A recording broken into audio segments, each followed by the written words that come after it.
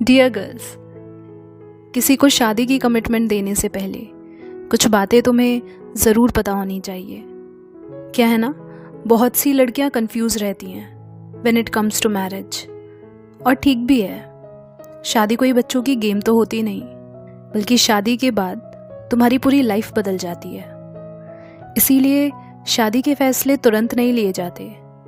ऐसा नहीं कि तुम्हें लगा सब सही है और शादी कर लेते हैं, क्योंकि कुछ समय तक तो इंसान अच्छा है, बाद में असल आदतें सामने आती हैं जब शादी हो जाती है।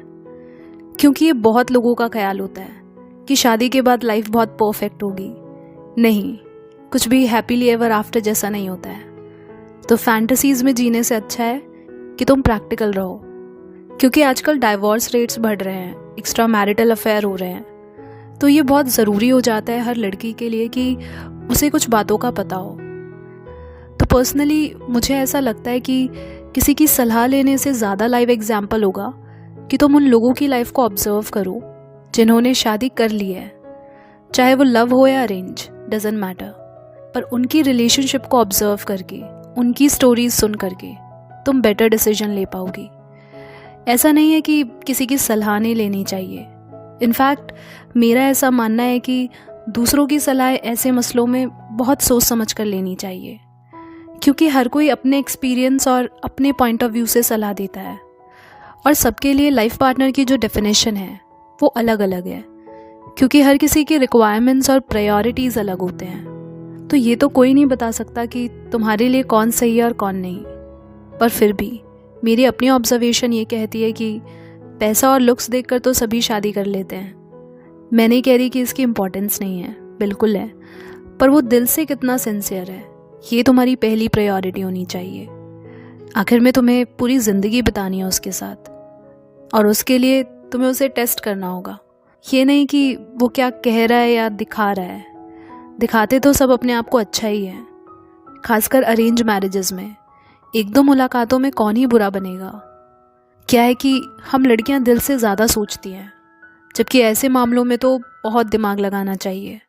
तुम्हें उस इंसान को टेस्ट करना पड़ेगा, वक्त देना होगा, उनके बिहेवियर को समझना होगा। किसी के अच्छेपन को देखकर शादी नहीं की जाती। अच्छी चीज़ों से तो हर कोई प्यार करता है, पर हर इंसान में दोनों चीज़ें होते हैं, अच्छाई भी और बुराई भी। तो तुम में जो बुराई है कोई उसे ठीक करे या उसको अपनाए तो मतलब तुम उसके साथ रह सकते हो। हाँ, ऊपर ऊपर लेवल पर तो डिफरेंसेस रहेंगे, लेकिन जो मेन चीज़ें हैं जिस पर कोई कॉम्प्रोमाइज़ नहीं होना चाहिए, जैसे ट्रस्ट, रिस्पेक्ट, कंपैटिबिलिटी, अंडरस्टैंडिंग, तो तुम्हें उस इंसान को हर तरह से देखना है। चाहे अच्छा हो, गुस्सा हो, प्यार हो, चिंता हो, पूरी तरह से आप किसी को अपना सकते हो तो ही शादी करो, वरना नहीं। क्योंकि जब समझने का मौका नहीं मिलता और आगे जाके जब असलियत सामने आती है तो उनको लगता है ये रिश्ता चलने वाला नहीं है। तो पहला स्टेप लेने में ही केयरफुल रहो। दूसरा है डाउरी, जो आज भी बहुत चलता है। तो अगर लड़का या उसकी फैमिली डाउरी जैसी चीज़ को सपोर्ट करती है तो लड़का तो बेशरम है ही, और तुम्हें ऐसी फैमिली से जुड़ना भी नहीं चाहिए, क्योंकि तुम कोई चीज़ नहीं हो जो तुम्हें वो पैसों में तोलेगा या खरीदेगा। ऐसे में तुम्हें इमीडिएटली स्टैंड ले लेना चाहिए और उस लड़के से शादी करने से मना कर देना चाहिए। क्योंकि हम लड़कियां ही अगर इस चीज़ के खिलाफ नहीं बोलेंगी तो कौन बोलेगा। पहले के ज़माने में क्या होता था ना, कि शादियां इसीलिए चल जाती थी क्योंकि लड़कियां कुछ बोलती नहीं थी, वो चुपचाप सहती रहती थी, इसीलिए शादियां लंबी चल जाती थी। पर अब नहीं सहती वो। और मेरी नज़र में आज का समय ज़्यादा सही है कि गलत हो तो सहना नहीं है। आखिरी बात, कभी भी किसी के भी प्रेशर में आकर शादी मत करना। भले ही फैमिली तुम्हें कितना भी फोर्स करे, डिसीजन तुम्हारा अपना होना चाहिए। और वैसे भी कहीं नहीं लिखा कि शादी करना ज़रूरी ही है जस्ट बिकॉज सब कर रहे हैं। तुम सिर्फ अपनी सुनो।